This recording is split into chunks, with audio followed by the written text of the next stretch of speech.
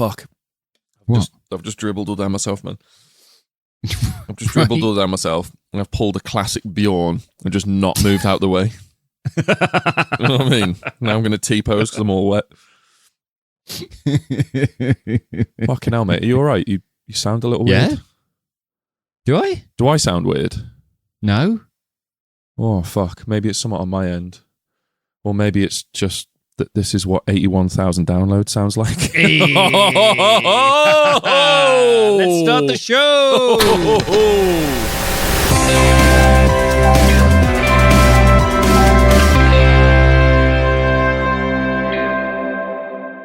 Hello, everyone, and welcome to the Every Movie Ever podcast. My name is Ben Grove. And my name is Rob McFarlane. Welcome to the show, a movie podcast / mental health check-in for two broken-brained best friends. Broken brain! Talking around their problems, but not about their problems, whilst, laughing at movies. So given that this is a thinly veiled mental health check-in, Ben, before I get to what we're doing, how are you doing, buddy? I'm doing good, man. I'm doing good. Yeah? I've had an entire week off work. Nice. So, naturally, I had all these plans to be sort of like, I'm going to get my life admin in done. I'm going to get You are a this time done. Optimist. You're like, I've got 4 days. I'm going to build Rome. Yes, essentially that. I'm going to be Remus and Romulus. No. I've done nothing. I've done nothing but podcast the entire time. My life is still on fire.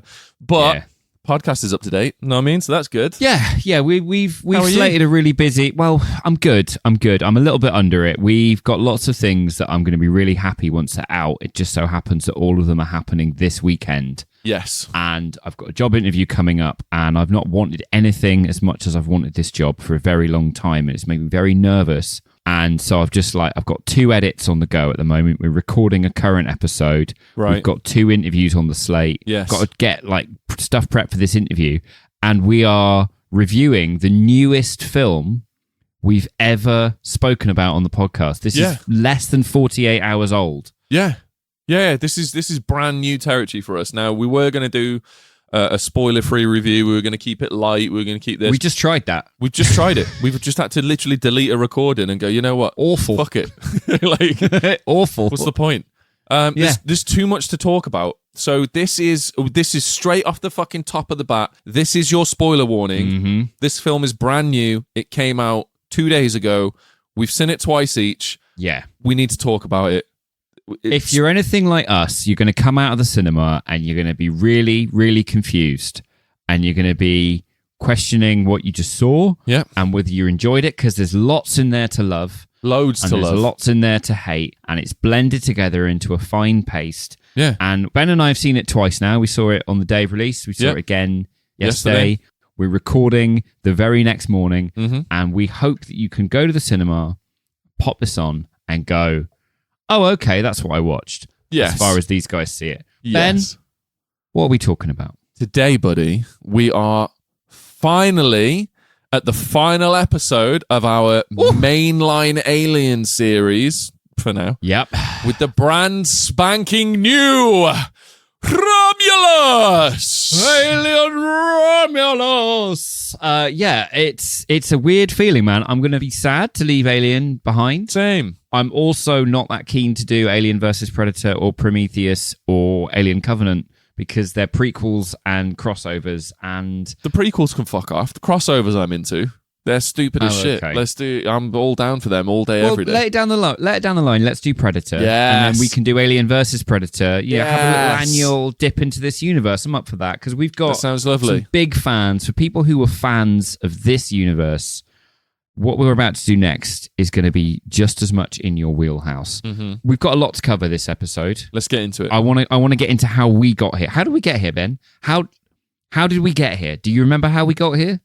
How we got here? Yeah, with Alien Romulus, not sat on a podcast. Because I was gonna say, because I imagine at some point Fred and Dawn had a couple of drinks, and there's a glint in an eye. You know what I mean? I thought you were immaculately conceived. No, pure mistake, baby. Pure mistake, baby. No, I meant with Alien Romulus, mate. Got you. Yeah, okay. Got you. Oh, that's what we're doing in the episode. Yes. Got you. Oh, I should be reading the notes. What else are we covering? What does Romulus bring to the table for the Alien franchise? And has Fede Álvarez lived up to the expectations for the franchise, for the fandom, for us?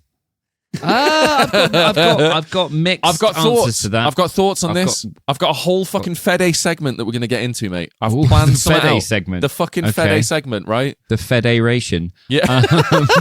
I'm doing my part. There's not a single Romulan on this fucking movie, is there? I fucking hate Star Wars. Fucking stupid. Where's Spock and Glup Shitto? You know what I mean? Where are they? Boba Fett killed him, mate. Oh. $80 million this film cost. $80 million. Yeah. And I'm gonna be your guy in the chair for you, Ben. Go on. Just a quick Google. Yeah. Right, Batman. This has made $42 million. Fucking hell. This weekend. Fucking hell. Yeah, fair. So unless everyone that wants to see it has seen it this weekend, I think it's gonna make its money back. It's gonna do great. It's gonna do great. Everyone's loving the film. Everyone's coming out of the theater saying this is super fun. What a great experience. I've loved everything about it. And you know, awesome. Fucking super grateful and a little bit jealous of everyone that's doing that. A little bit jealous. Yeah. I've been talking to you since we came out of the cinema, and it's been nothing but rage for 48 hours. It's been yelling and voice notes essentially for 2 days. But we've covered every entry in the main franchise, and we have. It's the finale. So let's do the spoiler warning again. Spoilers. Because it's tradition. Spoilers. Brand new film. If you've not seen it, pause the show. Go to the cinema. Yeah. Watch it. Support it. And then come back and listen. Come back, because we're about to literally, scene by scene, go through what happens in this movie. So you know why we're talking about what we're talking about. Sure. Do you want to do part 1 or part 2, babe? I'm going to go for part 2, please, buddy.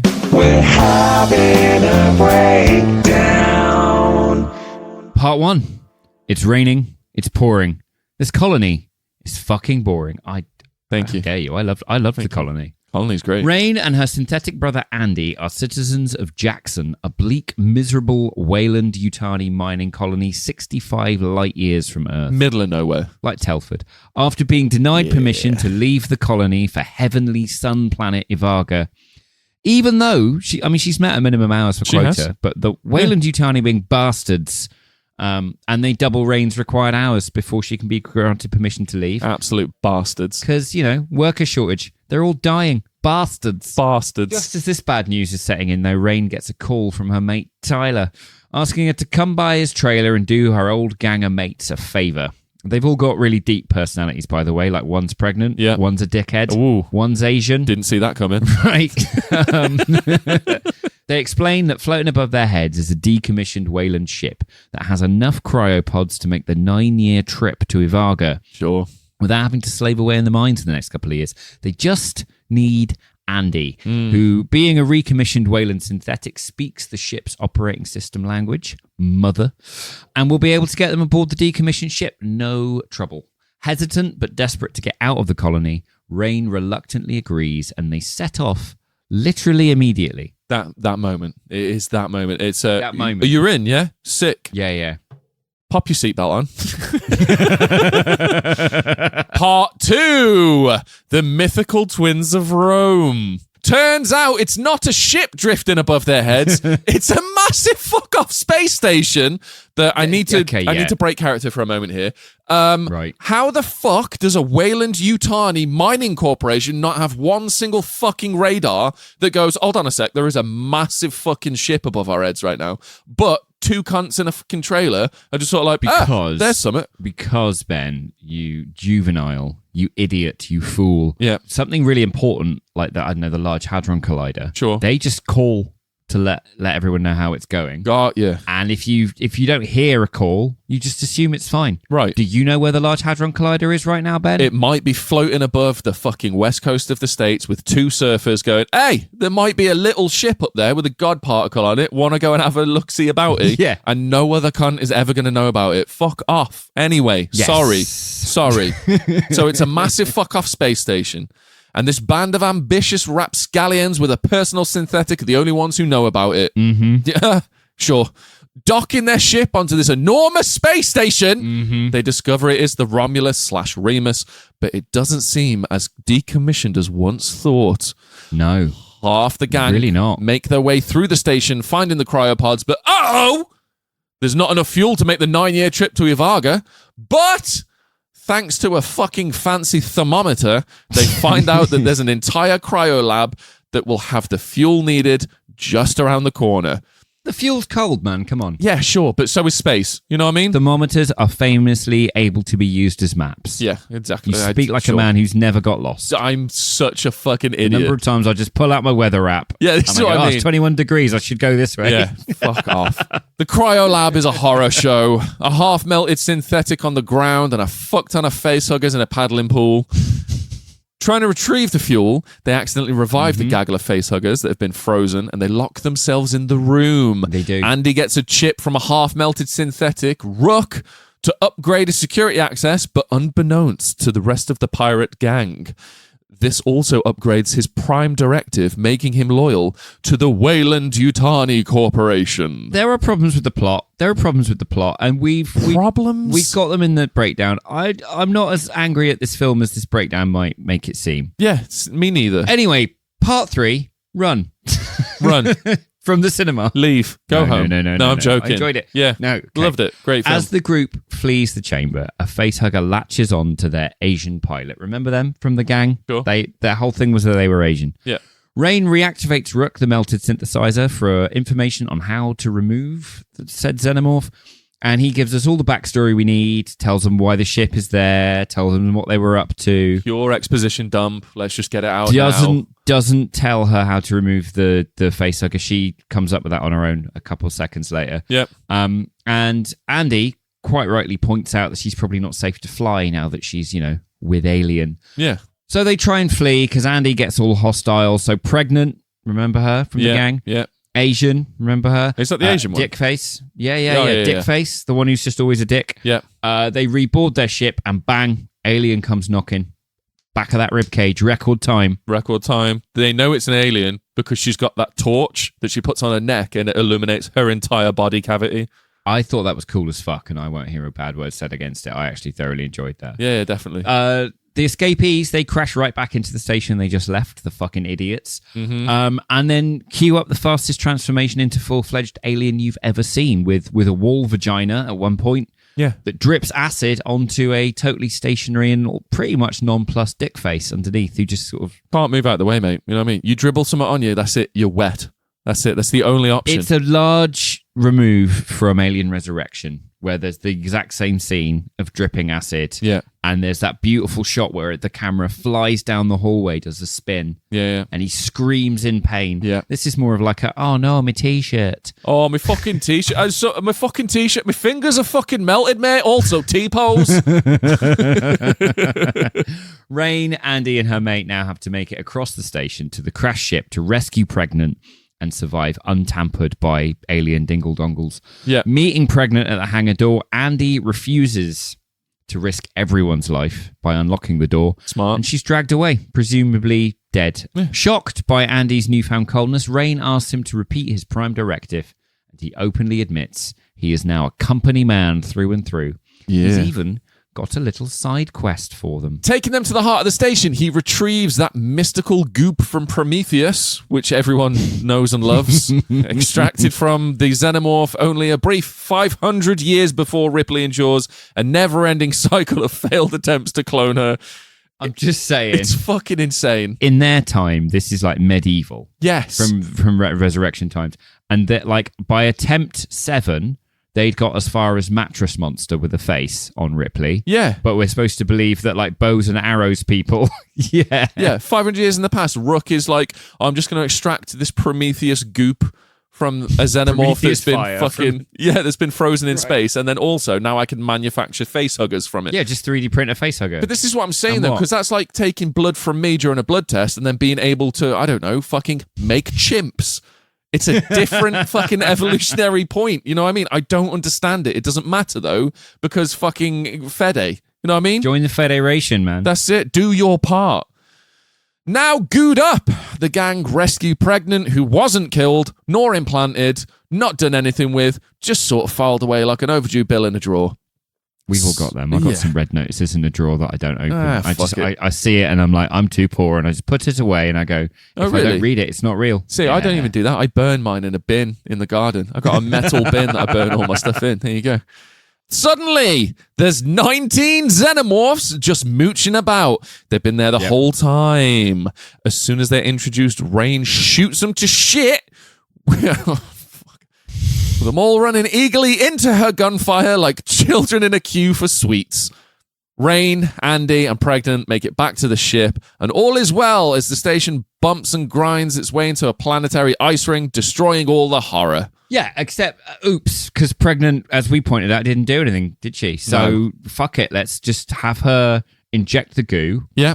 That she's only ever seen used on a mouse. She's not even seen it used on a mouse. Andy the android was like, this worked on a mouse, and you share 20% of DNA with a mouse, so fuck it, there's the chances. They were all stood in the same room where that experiment went horribly wrong, and not one person decided to watch the end of the video or look a little bit to the right where the fucking mutated mouse was. I've got reasons as to why that's perfectly logical. Of course you do. It's fine. We'll get to it. She's all hopped up on goo. You know, she's chasing the goo dragon. Yeah. And as a result, her baby becomes a sort of fucked up egg monster that immediately grows into a 10-foot tall Slenderman Slendermorph. Yeah, a Slendermorph. We're doing Alien Resurrection again, basically, with added Prometheus. Yeah.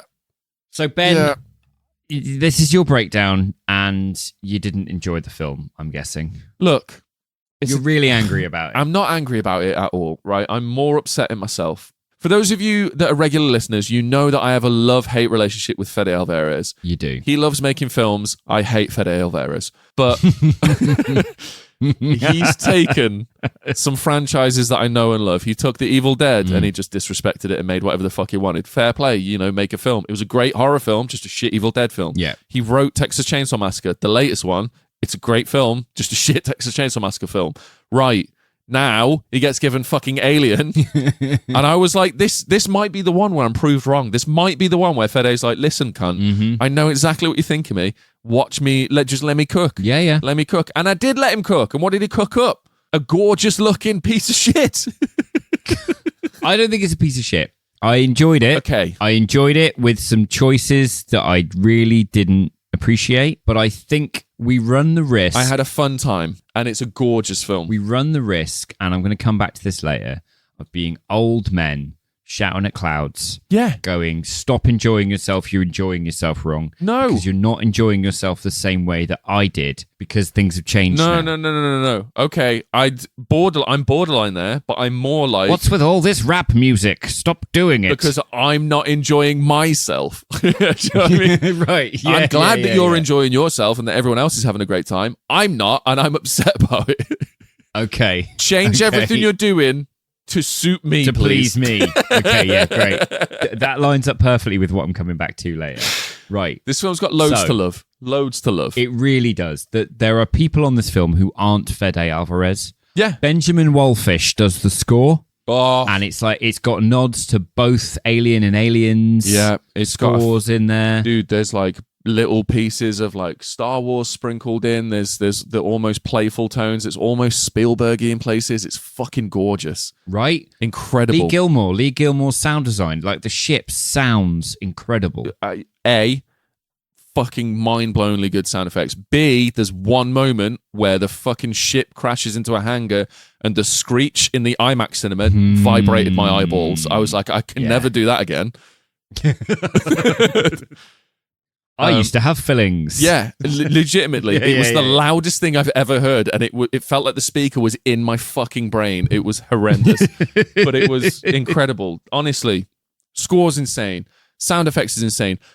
The look of this film, like it's beautiful. There's not a frame in this film that isn't gorgeous. Every single fucking thing is like an A4 poster for a fucking 1999 Windows like screensaver. Do you know what I mean? They've done that wonderful thing that the originals did, which is they've taken a space that has been designed by an architect and an interior designer to be incredibly minimalist. Yeah. But it's then been lived in for 20, 30 years. Yes. And is covered in human mess and clutter. Yeah. Just normal day-to-day messy shit. So you're looking at a set and you're seeing the influence of more than one person. It's not just, I designed this space and everyone is living in it as I intended. It's, I designed this space to be futuristic, and it's now 50 years later and people have scribbled on the walls and there's coffee cups everywhere and just random shit that's just a pile of stuff you'll get to one day when you have some time off. Everything about it looks believable. It looks and it feels gorgeous the entire way through the film. There is not a beat that it misses. The one thing that I will say is that I struggled with the story of the film. It sounds incredible. It looks incredible. The Andy is fucking incredible. Best character in this film is the synthetic droid. I agree with you that he's the best character. The actor, I loved what he was doing with his body. I loved that he was subconsciously giving me that android vibe. With the way he moved, the sort of mechanization. Towards the end of the film, I did find his face, his one face. Because he's got a facial expression in this film that is very much set in stone. And I can only describe it as the face you might make when you go for a wee and you know you have a bladder infection. It's that sort of slightly sad, slightly panicked, but almost relief, but almost like resigned to your fate. Okay. And I don't know if David Jonsson is doing that face or if that just is David Johnson's face. And if it's the latter, I'm very sorry, David, but you do look like you're about to have an uncomfortable wee. I've seen him in interviews and he is like, hands down, just a fucking incredible actor. Like, fucking incredible. Okay, brilliant. I'm glad. Like you've just said, everything about him is very androidy, but he has this insane, for the first part of the film before he gets his upgrade, he has this insane innocence about him. He's very childlike, he's very pure, he's very sort of like agreeable. And then when he gets his upgrade, all of a sudden, he's bolt upright, his posture's perfect, he's running like a fucking pro athlete, he's strong as shit. Oh, mate, he's a strong boy. As shit. He's a fucking strong boy. Strong boy. And then he gets super cold. Super like, fuck you, this is logical. And I'm like, oh my God, this is what this film needs. Logic. And Andy's the one that's going to give it me. And he does. All the fucking way through this nonsensical mess. Andy's the one beacon. He's the lighthouse at the end of the shit sea where I'm like, that makes sense. He's talking sense. Right, okay. Again, I'm going to differ with you there. I liked all the crew. I know you say they're 2D. I know you say that there's not much to them. Paper thin. But here's the thing, there's 5 of the fuckers. How much do you know about the crew in the original Alien? I know that 2 of them are motivated by money and are upset with the wage that they're getting and the shares that they're receiving. And what else? And are willing to fuck up their entire operation that they're working on for the rest of the crew unless they get more shares. Then they're really dickish and sly about it. You know that from them. They're like quite Weasley, they're quite ratty, right? You get that just from sort of like a couple lines of dialogue. Yeah, and I would argue that this crew do the exact same thing. I think what has happened with this film is it has got lots of stuff that's perfectly fine in a great movie. In a great movie, these characters are fine because they do the job. They're shorthand. You understand they each have stakes. This one is pregnant and she doesn't want to give birth to a child and have it grow up on a fucking hell world. Right. I know what she's doing. Right? But that's it, though. And then she just goes to sleep for the rest of the film until she's needed for exposition. Like, that's it. That's not the fault of the first third of the movie. No, of course not. My whole thing with this is that for that first 40 minutes, right up until Ian, hold the fuck up, what is that? Why am I looking at it?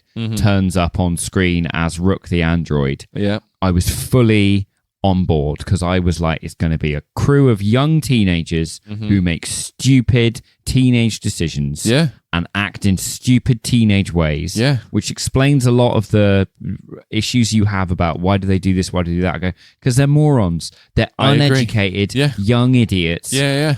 And the thin backstories and all that kind of stuff could have been fleshed out if we'd had the time, because it was just them and one Xenomorph, and they have to get across the station to get back to their ship. It would have been perfect.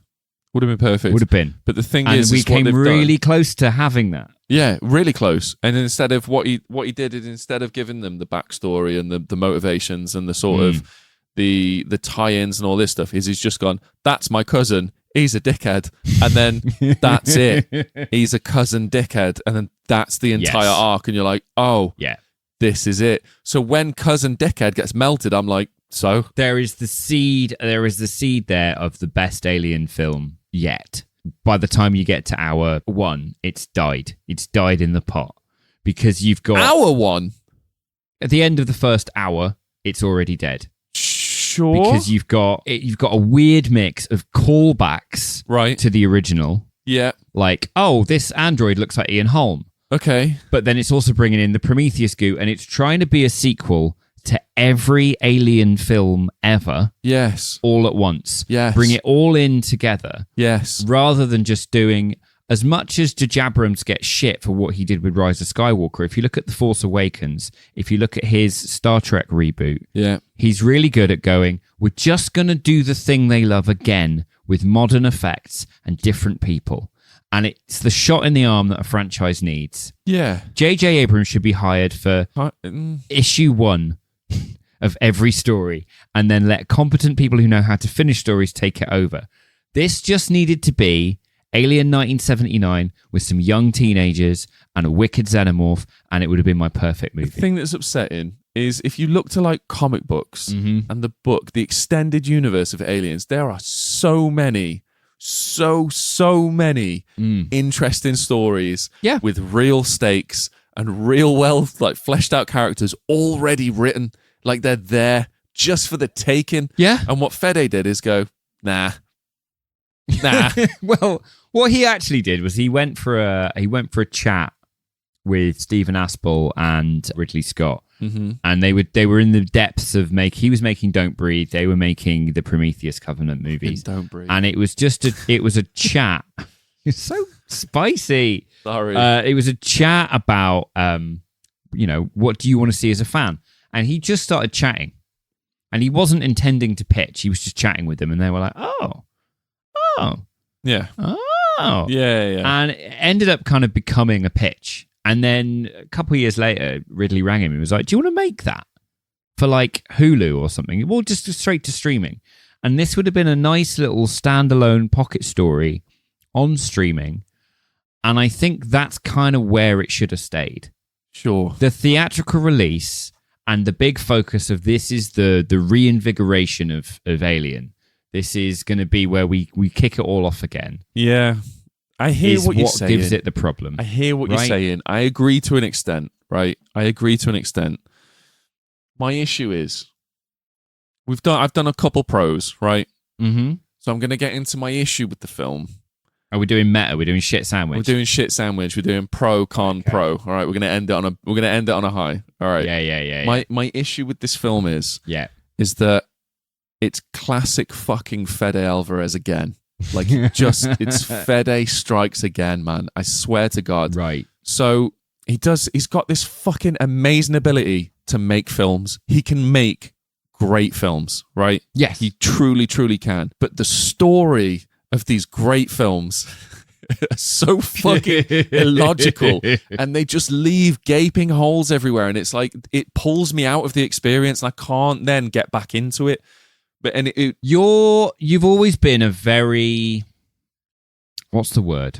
Logical. Autistic. Yeah, okay, that's fine. Autistic person in that works too. If something doesn't chime with you in the story and you go, oh, I don't believe that, you can't then just move forward and go, okay, well, moving on. Dude, you're in that moment belief forever. Yeah, I can suspend belief all fucking day long. Of course I can. That's the second you're out of it, every little scene, you're like, that shit. The second you get in a snowball moment. That's exactly what happens to me. The second that it doesn't make sense, even with its own rules, if I'm suspending belief, and then they're like, yes, but here are the rules of the universe, and I'm like, okay, that's fine, I'm in on this, and then it makes sense according to its own rules. I'm like, yes, this is fucking awesome. This is great. Okay, so Fede Álvarez has done a bunch of films, right? Evil Dead. is what he did. Evil Dead's a great horror film as a standalone thing. I think the main problem is that it's a bunch of people in a cabin with access to only one water well that's now full of heroin and going, why is everything bad happening to us? And then the bit that really gets me going is when he tries to make the dog killer the hero, and I'm like, that doesn't make sense in any fucking universe. You don't bring the dog killer back. They're dead. No. They're gone. You can't do it. Except Tyrannosaur, which is the exception that proves the rule.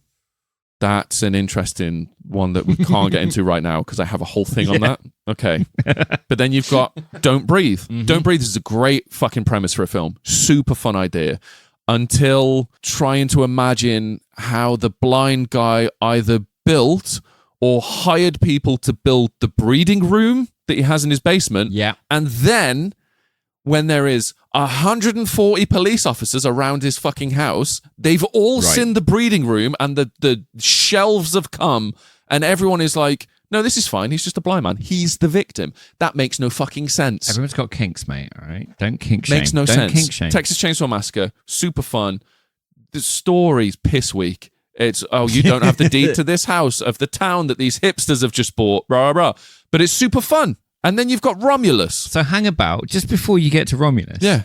How do you like films like Maxine and films like Godzilla Kong? And they stick to their own rules. It makes sense in their universe. They set their rules and they stick to them. That's it. As long as it makes sense in that universe for that fucking scenario, that's fine. In the Don't Breathe universe, we know that the police exist in a similar fashion to our universe because they're actively fighting a crime. They're helping a victim, right? So I think it's fair to make this observation. Yes. I think you and I have the same issue with films, but on different subjects. Okay. You have to have the universe and the rules of the place be consistent. Otherwise, everything that follows is ruined. Yes, because it's built on lies. I always have to have the rules of how people work be consistent. Right, okay. Your universe, anything can happen in it. Yeah. Anything can happen in it. But the second that a person does something that a person wouldn't do, I'm like, well, I'm watching. What am I watching? Yeah. And the rest of the film is ruined. Yes. And it's the exact same mechanism, just different focuses. Yeah, that's it. That's going to help immensely going forward with this show. Yeah. Okay. So Fede Álvarez has done one good thing. Right. Well, for me, the people in this are consistent. They are consistent. They behave the way people would behave. Sure. And so then it's just choices that I don't like about what we're bringing in. The only problem I have with the people is it's just fucking cannon fodder. There's no real reason for the people to be there. They're just dicks for the sake of being dicks so that they die. If Fede Álvarez said before the fucking film, they die. And I was like, then I don't care about them already. That's it. Fucking Danny Boyled it. Danny Boyle comes up later in my notes. He does. So, I've got fucking notes on Danny Boyle too. Mate, this is going to be a good one. When Fede pitched it, he said, it's just a good story with a bunch of characters you haven't seen before. Sure. I would have loved that. It was the fact that he then started bringing in a bunch of ideas we had seen before and a bunch of set pieces we had seen before and a bunch of dialogue we had seen before and gone, see, it's the thing. And I'm like, buddy, we needed an original story, not a remix of all the prior stories put in a little tablet. I think at a certain point it stops becoming an homage and it starts becoming a bit of an insult because literally Romulus is just sort of like, it's more of what we love from this franchise, right? It's cunty characters getting shit minced. Fucking excellent. Incredible. It's bearable characters not grating too much on you, but making logical decisions that fit within what people would do in those situations, right? When they're faced with peril. Great stuff. The synthetic Andy being the most interesting character arc is fucking perfect. Becoming cold, hard, logical over everything. It adds the perfect amount of mud into the water to just keep us guessing on what the intentions are. Right up until it becomes fucking stupid. It's fucking mental. There's zero gravity blood. I loved that. Fuck right off. I swear to God, mate. All right. I loved it. I'm not going to get into it right now. I had major issues with it, but the concept of it, I loved. Concept is great, but it's not how liquid. Fuck it. It's fine. Whew. The Xeno catching Rain as she falls down the fucking shaft with its tail and then gently placing her on a fucking ladder is mental. That's stupid. Okay, finish your list. Right. I can see you've got a mental. I can see it in your eye. Thank you. a Xenomorph that has been alive for 27 minutes, because I need to remind you that after the fucking chestburster scene and the small ship that they travel to the Romulus in goes off course and hits a fucking fuel engine and sends the Romulus onto a crash collision course with the icy rings of the Jackson planet, right? They have 47 minutes until collision. Yeah? Yes, yeah. It's a very compressed timeline. It is a very compressed timeline. It loses the benefit of in most films, the timeline is unsure. So things that perhaps are a little bit unbelievable. Yes. Because you're not told the timeline, you can go, well, maybe it was a week. Yes. You know, when they're trapped on the terraforming colony in Aliens, yes, you don't have a ticking clock that's exactly followed. Yes. You can kind of go, ooh, the only ticking clock that is exactly followed is stuck to. Now, he sticks to the time. Yeah, he does. In this film. Yeah, he does. But it's to the detriment of the film, because then all the things that happen have to happen within half an hour. And it's not even half an hour, Rob. It's 27 minutes that the Xenomorph goes from fucking chestburster scene to fully fledged Xenomorph after being attacked in a womb egg. Yes. Right? 27 minutes that all this is going on. Yes. And the reason that you know it's been 27 minutes is because there is a voice announcement that says 20 minutes to impact from the 47 minutes before. Anyway. Yeah. This Xenomorph is 27 minutes old and is instinctively scared of guns. Well, it's scared of a bit of metal that's being pointed at it, and it's like, bitch, you have acid for blood. Okay, so you have a fucking pointy tail. But then they've always been scared of guns. Not instinctively.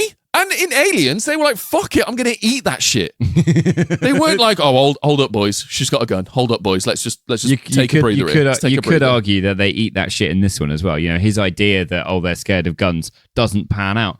Fucking hate it. You didn't enjoy the film. I get that, and I think what's happened. That's the thing. I did enjoy the film. It doesn't. The experience fucked me off. It hasn't sounded like it for the last 15 minutes. All right, it's been a man shouting for 15 minutes about how bad it is. There's a few bits. The logic doesn't make sense. There's a few bits, and I think that's my thing. Is it unzips your expectations from the movie.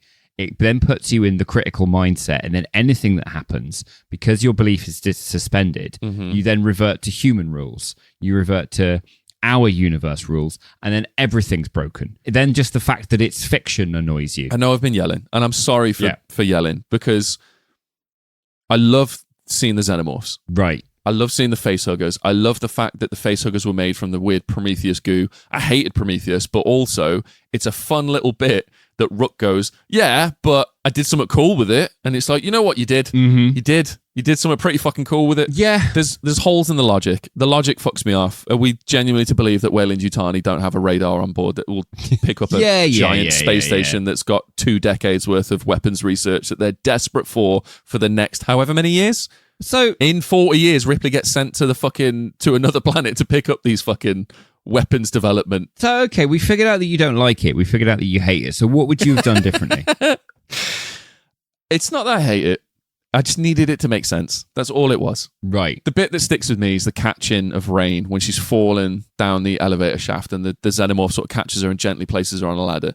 The best thing that went through my head in that moment was, it's the end of Rain. So this is exactly my thought. We spoke about this yesterday when we came out of cinema, and I was like, there was a brief moment where I thought the film was going to save itself by Rain splatting, doing a Gwen, doing a Spider-Man Gwen at the bottom of the lift shaft. Yeah. And then Andy being revealed to be the main character all along. Would have been fucking dope. That would have saved the film. And it would have had priors, because that's exactly what happens in Alien 1979. So I was like, oh my God, they're doing it. Yes. They're doing the thing. Yes. And then you would have had this interesting dynamic of what does Andy do now that his prime directive is no longer enforceable, because his prime directive is do what's best for Rain. Rain is no longer there. So he's then have to figure out his own autonomy. Exactly. There's some sort of slavery. There's a whole fucking... Exactly. Dude, you could have explored that for the third act of the film. It would have been fucking amazing. Right. And it would have been, what does a synthetic who is invisible to these aliens see as a threat when this isn't relevant to him? It doesn't have to be relevant to him anymore. Exactly. He's an unnatural thing against a natural predator. It would have been beautiful. It would have been beautiful. Yeah. unfortunately, I think we're old men shouting at clouds. I've said it before. Every single younger person that I've spoken to loves this movie. They love it. This is a well-reviewed movie. Great. 95% of the people that clicked on this episode enjoy this film. Yeah, and I'm glad you do. I'm genuinely glad that people fucking enjoy this. It's fine. They're not listening anymore, Ben. They're long gone. Well, good riddance. Sucks. No, I'm joking. They will have, they saw the original movies ages ago. Yeah. Like, we've watched all of them. We've gone through the mainline series. Yeah. If I spoke to one of the young people that I work with at the restaurant, and I was like, oh, have you seen the old ones? They're like, yeah, man, I've seen Prometheus loads.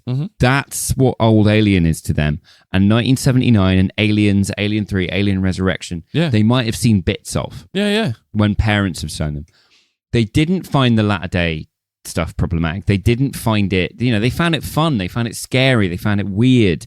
And for them, this is a new taste. Yeah, of course. This original 1979 Alien juice getting injected into Prometheus. They're like, oh, wow. Yeah. Well, this fits really great. What an original idea. Yeah, and fucking, that's awesome. That's genuinely fucking awesome. I'm jealous of those people the same way that I'm jealous of religious people with the faith. I would love to have that faith. The only thing is I'm snapped out of it when it comes to my own internal workings of logic, right? And I'm not saying that it's illogical to be religious. Like, I'm just, I mean, for me personally, it has to make sense in a certain way for me to like fully buy into anything. Totally. I get that. But this is the experience of being an Alien fan. If you liked Alien 1979 and you saw it when it came out and you're a huge fan, by the time Aliens comes out, you're like, well, that's not Alien because it's not a horror. Yeah, 1,000%. It's an action movie. Yeah. And then you'd come out, if you saw Aliens in the cinema, you'd see Alien 3 and you go, but Newton Hicks are dead. Yeah. And that was my Alien. Yeah. And then you'd come out of seeing Alien 3 and you go into Alien Resurrection, you go, but Ripley's fucking dead. Yeah. No, I agree. And then you'd watch Prometheus and be sort of like, I don't understand what the fuck I've just watched. And you'd be right. Right. You would be right. I think the unifying experience of watching an Alien film is going in, having your expectations violated, and 15 years later going, oh, actually. Not bad. And I wonder if that's what you're going to do. I wonder if you're going to go, it's never going to make sense to me. Yeah, it's never going to make sense. But Resurrection doesn't make sense. Alien 3 doesn't make sense. Why have you killed him off at the front? Oh, because we want to focus on Rip. Okay. Do you, though? Like, I love Alien 3. It's my favorite Alien movie. I can still say that now. It still baffles me. The reason I like Alien Resurrection is all the other tone. stuff. Yes! Right. Because it doesn't give a fuck about itself. It's like, we're all here to do one job, and that's take the piss out of what we're doing. So let's just have fun with it. Let's throw some basketball scenes in it. Fuck it. Why not? Right. And they have fun with it. It's tongue-in-cheek. It's goofy. It's stupid. It knows what it is. It's self-aware. Right. I think for a new generation of people who've not seen the films that we have, because they're not 35-year-old men shouting at clouds. Yeah, of course. They're 16, 17-year-olds going to the cinema for their first time. I think they've not seen Trainspotting. They've never seen a baby crawl on a ceiling. This is their first baby crawling on a ceiling film. All right? Is that your Danny Boyle link? Yeah, because Danny Boyle was approached to do Alien Resurrection, and he said, the only special effect I've ever done is a baby crawling on a ceiling. Yeah. And I, for one, rate Fede for picking up that link. Okay. He obviously listens to the show. He does. Added that late in the game. That's why it's in there, Ben. That's why the fifth act of this film is so weird. Because Fede heard our podcast and went, oh yeah, baby on the ceiling. I'm going to do that. Sick.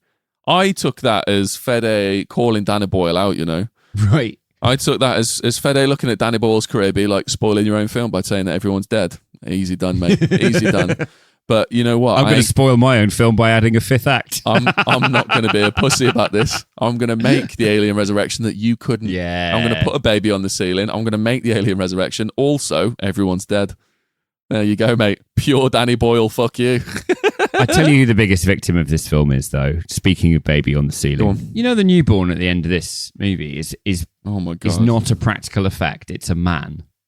It's a man whose body is like that. Yeah, and all the reviews are like, "Oh, that monster at the end is disgusting, terrifying nightmare fuel. Absolute mess of human waste mixed in with alien disgustingness. Oh, it's so fucking gross. That's a man who is 7'7" tall. Yeah. And he's called Robert Borowski.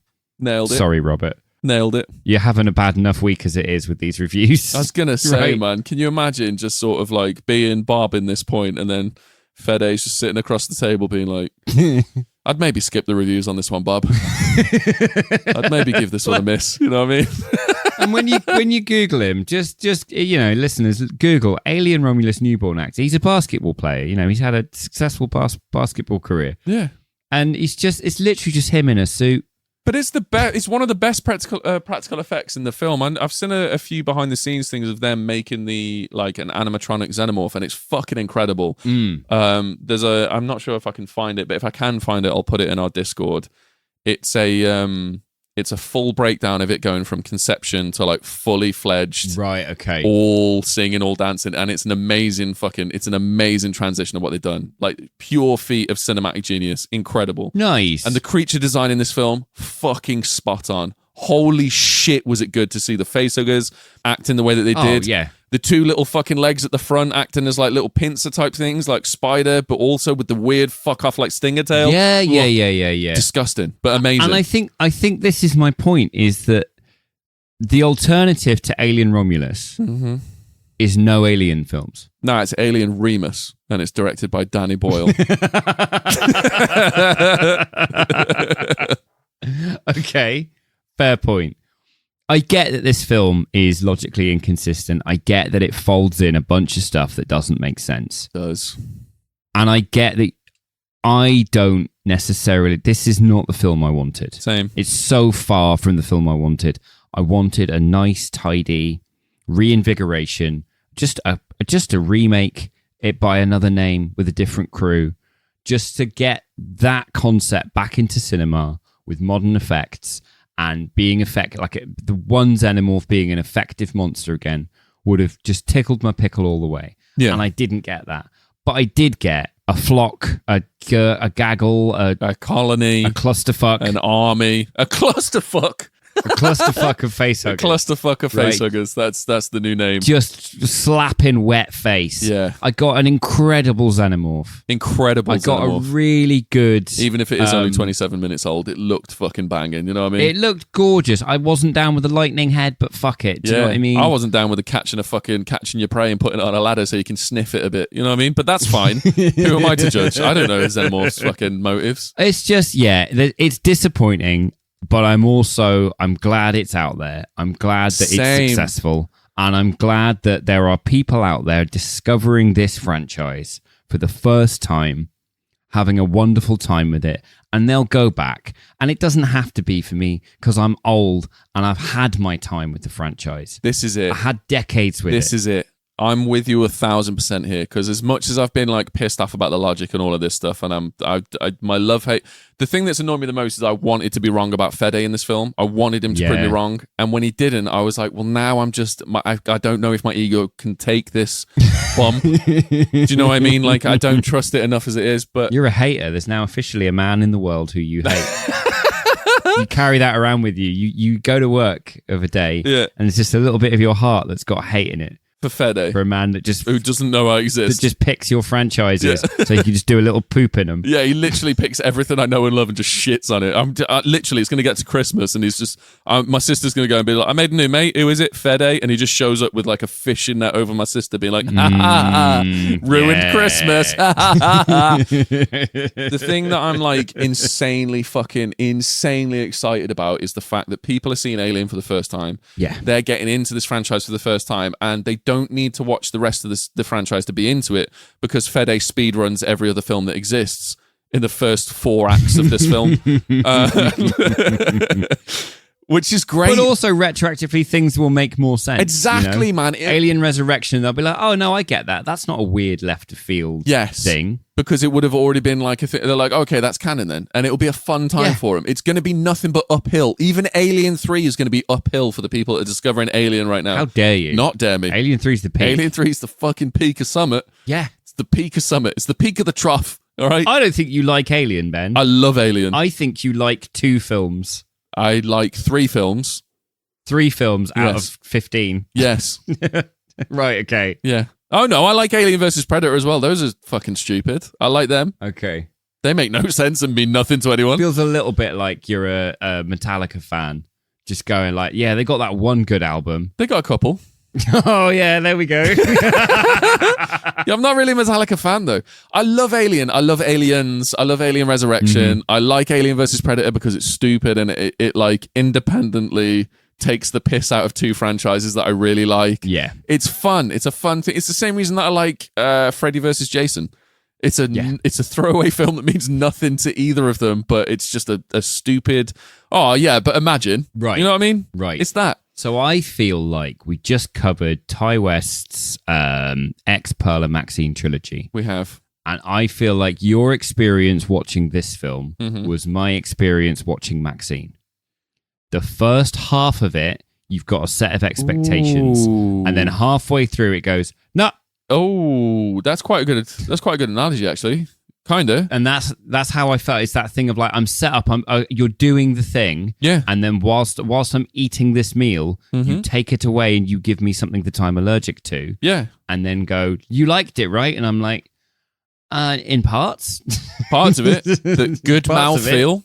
Good mouthfeel. Right. Yeah, that's exactly where I'm at. And it's fine because the film's not for me. The film's not for me. It's for everyone else that's going to go and fucking enjoy the Alien franchise for the first time. And Fede's knocked it out the fucking park for those people. So fair play. He smashed it. He did the same thing for The Evil Dead. He was like, you know, here's a really gruesome fucking horror film for the horror fans. And it was like, yep, super gory horror movie, great horror movie. Yeah. Just not for me. Not my Evil Dead. And that's fine. That's completely fine. I'm going to go watch this film again. Are you? Because I need to. Okay. Yeah, I need to. I need to support it more. I think as much as the logic doesn't make sense to me, it's a fucking rip-roaring good time. Yeah. There's some great deaths. There's some stupid shit where I'm like, and it makes no fucking sense, and that's fine. I can enjoy myself in different ways. I think the most important thing is that Alien's being made. Yeah, 100%. Alien's being made, man. We're like living it. This is it. I don't want this to be the last episode Fuck no, it can't. of our podcast. It cannot. About the Alien franchise. It cannot. Categorically cannot. I'm going to go support the shit out of this. Although Fede has already teased a pitch for an Alien versus Predator movie, which I swear to God I think he might nail because those films already ruined the franchises for me, so he might nail that one.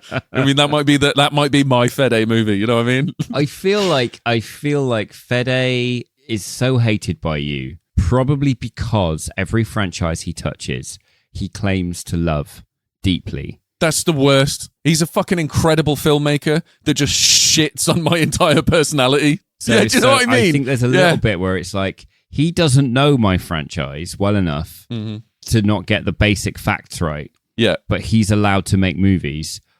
Why aren't I allowed to make movies? Because I know this franchise better than he does. But he is hands down a fucking incredible filmmaker, and no one can say anything different. He's insanely good at making films. It's just the storytelling. Yeah. His storytelling lets me down, but other people love it, and that's awesome. He should go in the Blomkamp pile of people who should direct films they haven't written. We almost had a fucking Blomkamp Alien and we got this shit instead. Are we being serious? You've just brought that into my head now. Right, fuck the shit sandwich. I'm ending on this.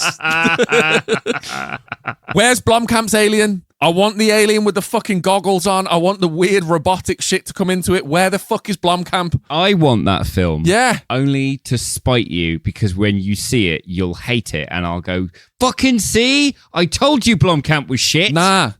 Let's set the next Alien. Let's give Blomkamp the next Alien movie and let's set it in the Sims world that was demonic. Oh, let's do that. God. They travel via headgear into the Sims. No. Let's do, yes. Okay. Yes. And then it turns out they're just in alien isolation. Holy shit. I want to see what an Oculus Rift or a Vive looks like for a Xenomorph. How long is that strap? Yes. Yes. How many extenders do Amazon need to sell to one Xenomorph? Let's go. I'm in for it. We don't have time for Comic Corner this week. We've got time for something far more special. We do. There is a friend of ours who has helped us immensely with this show. They run the Instagram account called Alien the Eighth Passenger. And if you've listened to any of this series, you've heard them before. But let me say, if you are into Alien, This is the Instagram. He's the guy to go to. And this is the last time we're going to hear from him for a while. And that makes me very sad because his voice is gorgeous. It is like listening to fucking Velvet. And the fact that he is an absolute legend when it comes to the Alien franchise. I have looked at this guy's account more times than I care to admit when it comes to researching our episodes, right? Because there is so much information that's just readily available, and it's all cool little insights that you wouldn't normally expect, and he just has it out there ready for you. He does it for fun. It's fucking incredible. Love him. Here is what he had to say about Alien Romulus. Wacko. I wasn't asking you, Carducci. I was asking the expert. Hello, dear friends of Every Movie Ever. Alien Romulus has finally arrived, and I have mixed feelings about it. I really liked it and enjoyed it, but I didn't love it as much as I would have liked. So these are my thoughts. I'll start by saying it's a pretty effective movie. It has everything an Alien movie should have. Lots of tension, impressive horror and action scenes. The art design, production, sound, and visual effects are top-notch. The facehuggers and Xenomorphs look spectacular, and having practical effects back is like a breath of fresh air. You can tell how much respect Fede Álvarez has for the saga, both as a director and as a fan as well. My biggest issue, I think, is the story. I feel it's somewhat weak, though it has some great contributions. There were a few surprises for me, especially in the second half, and how they resolve some situations, I found it quite predictable. The third act, which has been very controversial, I won't spoil. I'll just say I really liked it. I think it's where they took the most risks, and personally, it's what I would have loved to see more of throughout the film. Finally, I think the most important aspect of the movie is how well it fits into the alien world. It works on its own, but as a homage at the same time, while it's still making its own contributions, which is very difficult to achieve. It's definitely a great addition to the saga. People are loving it, and it's getting a very good reviews as well. Let's hope it does well at the box office, because that would mean we see more Xenomorphs in the big screen. I'm giving it an 8 out of 10. That's my rating. Lastly, I want to thank you guys for the invitation. I know this is the last episode of the Alien series. It's been a great honor to collaborate with you. Alien the 8th Passenger here, signing off. What a fucking sweetheart. Incredible. What an absolute sweetheart. I love that man so fucking much. Yeah. I'm gonna miss having him in as the fucking Ask the Expert. Well, you know what I mean? You say that, but I've got a confession to make, Ben. Go on. Our new series after Alien. Yeah. We've already started it, mate. What are we doing for it? Well, there's one director in this franchise for whom his entry represents the very first entry he ever made. Fincher. David fucking Fincher. Ooh. We're going to do every David Fincher movie ever. Okay, I am so down for this. Also, quick side thought. Yeah. The Crow remake is about to come out. Oh, you want to do a summer of shit, eh? You want to do... I want to do... Because Romulus didn't make you angry enough, you're going to just full mainline. I want to mainline it. I want to fucking eyeball the what have you done to my movies. Okay, so how about this? We do a late summer, early autumn of incredible films by David Fincher. Yes. And some stuff at the cinema that we don't know how it got a sequel or why it has a sequel. Perfect. Right? Let's do that. Yeah, fuck it. Let's do the Crow. Can we do the Crow next then? Let's do the Crow. Let's do the Crow next week. We'll just be able to fit it in. Yeah. Perfect. Fuck yeah. Yeah. Okay. We'll do the Crow. We'll do Fincher. We've got more surprises planned, but they're surprises, so... Yeah. Keep your eyes peeled this week for a special surprise midweek. That's all we're going to tell you. It's special. It's a surprise. It's midweek. Yeah. Ben? Yes, mate. What you... I don't know why I'm asking this. What are you going to rate Alien Romulus, Ben? 4. A 4. Rating it a 4. Wow. All of those points are for the filmmaking aspects. They're fucking... Right. Actually, no. I'm going to do a 5. I'm going to do 5. Right. Because it's a great fucking film. from a filmmaking's perspective. Right. It looks great. It sounds great. It's fucking gorgeous, end to end. Mm-hmm. It loses all 5 points because of the piss weak story and all of the massive gaping holes in the logic that make no fucking sense whatsoever. But also, it looks very good though. Nice shit sandwich there, buddy. Thanks, man. What are you rating it? I'm gonna go with 7. 7. Yeah. Okay. Because I don't get annoyed with the universe not making sense. I get annoyed with people not making sense. The people in this, as thin as they are, make perfect sense. There are parts of the subtext that are raised and then never picked up. There are set pieces that are wasted. There's lots wrong with it. Mm-hmm. I was just so happy to see big screen xenomorphs again. Yeah, to be fair. Being scary. And facehuggers, man. And a gaggle, a clusterfuck of... a clusterfuck of facehuggers. Just that alone, I'm just happy. I'm happy it's back. And I know it's not perfect. It's pretty fucking far from perfect. But maybe we'll get there. But it's fucking fun. You know what I mean? And that's what matters at the end of the day. Yeah. Unfortunately, guys, that is all the time we have for you this week. We love and appreciate each and every one of you from the bottom of our hearts. We really do. Make sure you go check us out on our socials. We're on Insta, TikTok, fucking Discord. Join our Discord. Super fun times to be had. In the meantime, Ben is going to thank you for spending an hour of your week with us, especially at the start of the week. I know a lot of you listen on a Monday. Yeah. So Ben's going to turn this into a little Monday motivation pep talk by summing up the thoughts, themes, and feelings of this movie into something you can carry with you to help you get through those tough times. Yeah. I'm just going to tell you to consume. Listen, if you're being held in a place and you're trying to escape, you've done all your fucking hours, you're like, I can finally get to Ivaga. And some pencil-pushing dickhead is like, nah, mate, doubled your fucking hours, see you in 6 years. Ignore them. You know what I mean? They don't have radars. They don't even know that there's a fucking space station above their head with 2 decades worth of weapons research that they spend the next 500 years trying to fucking get back. They don't give a shit. Just go. Do your thing, man. Live your fucking dreams. You know what I mean? Ivaga's waiting for you. Ivaga's waiting for you. Not a single fucking radar.